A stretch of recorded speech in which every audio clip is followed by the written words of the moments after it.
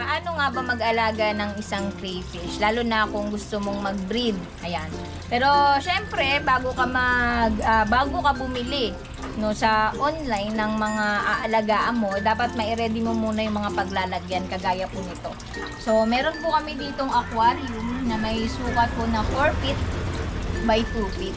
Ayan, napaka-importante po kasi na ma-ready nyo muna yung mga paglalagyan ng inyong crayfish bago po kayo bumili. Dapat naka-ready na po. And make sure po na meron yung filter.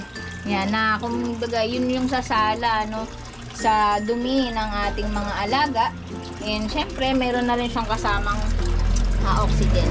Ayan, nabili lang namin sa online. And isa po, no, sa wag natin kakalimutan, yung mga hides po nila. Ayan, so ganito po yung aming mga setup ng mga taguan nila. Kasi pagka wala po silang taguan, pwede po silang magkainan po. Ayan, so pwedeng pagka nag-molt ang isang crayfish ay mahina po yan. So yun yung tendency na pwede silang makain. Kaya po dapat ay meron tayong maraming taguan. Depende po sa aalagaan po natin. So ito po, yung laki po nito ay pwede po kayong mag-alaga ng 6 na trio. Okay, so halimbawa po sa isang trio po ay 2 babae at 1 lalaki. Ayan, so 6 po na set na yon. Pwede nyo pong ilagay dito, kasyang-kasya po yan. Pero mas maganda kung mas malaki, mas okay. And mas marami po yung taguan. Ayan, so ngayon punta tayo doon sa ating mga breeder. Going back sa ating mga breeder, so ito na po siya. So meron po kaming 8 babae dito na nandito sa lapag. And syempre meron din pang siya ayan, ang ating isang female na meron ng itlog, no, sa kanyang tiyan. And meron pa tayo doon nakatago at iniintay na lang natin na magpagpag. So ang total po ng ating mga babae ay 10, no, 10 mga female. And ito naman yung ating mga ayan, breeder na male. Yan. So mostly po, no, sa pag-aalaga, mas marami ang lalaki talaga kumpara sa babae. So ang gagawin natin ay babawasan natin yung ating mga male para nang sa ganon ay makapag-focus sila sa pagpaparami ng ating mga itlog, yung ating mga queens. And ito, hindi na natin ito kakailanganin. So, ang gagawin natin, pwede natin siyang lutuin naman. Kung gustuin natin. O, pwede natin ipa-freebies doon sa mga bibili na mga breeder or gustong simula na mag-alaga ng ating mga crayfish. Ayan.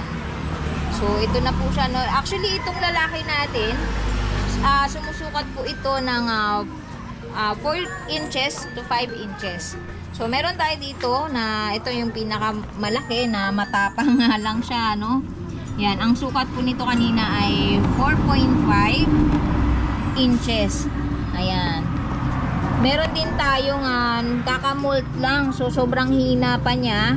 Kaya po, yun po ay dapat nating maiiwas sa ating mga malalaki kasi baka makain siya. Kasi sobrang lambot po talaga niya. Ayan. And then, make sure po na meron tayong mga lalagay na mga kagaya nito, mga dahon ng saging. Yan, para magsisilbing taguan din nila. Ayan, so tara, ilagay na natin ang ating mga breeder. Ayan, so atin na pong ilalagay ang ating mga female. Unahin natin yung ating female. Ayan, lalagay na po natin siya sa kanyang lagayan. Ayan. Unahin natin yung mga malalaki, yung mga nag-breed na. Ito po ay mga nangitlog na po, ano. So, kapapagpag lang nung kanilang mga itlog. Ayan. Kaya po, hintayin na lang natin ulit, no, na sila po ay mangitlog ulit. Ayan. Para dumami ng dumami ang ating mga female breeder. Ayan. So, ingat lang po, no, sa paglalagay at baka kayo po ay masipit or baka may stress sila. Ayan. So, ito po, meron tayong ayan. So, ito lalagay na rin siguro natin. Ito po, malambot po siya, no? Kasi po siya po ay kaka-molt lang. Ayan. Okay. So, meron tayong 3 dito na medyo maliliit pa. nasa 2.5 to 3 inches ang laki po nito. So ito pwede po nating ibenta. Ano, pwede natin siyang ibigay doon sa ating buyer. Yan, kasi meron tayong order. Yan, isa po sa mga pwede nating ibigay sa kanya para konti na lang yung oras o araw na buwan na hihintayin niya para karoon po ito ng itlog. O, para mangitlog ang ating isang female crayfish. Ayan, so siguro mga 4 to 5 months, okay na siya, no? Pwede na siyang mangitlog. So, yun lang, ganun lang kadali guys, mag-alaga. And hindi siya ganun kagastos talaga. Lalo na sa pagkain, kasi pwede siyang pakainin ng mga dahon-dahon like Madre de Agua. Isa yun sa mga pinapakain talaga namin. And konting feeds lang, napakatipid po talaga nila. Okay, sobrang tipid lang. Kaya maganda siyang alagaan. Sa simula, pwede mo siyang gawing hobby mo lang. Magalibangan mo lang talaga. And then pag dumami, so pwede ka na magbenta. Nasa sayo po kung gusto mo talagang magbenta ng mga inaalagaan mo. So, yun lang. I hope marami po kayong natutunan dun sa video na to.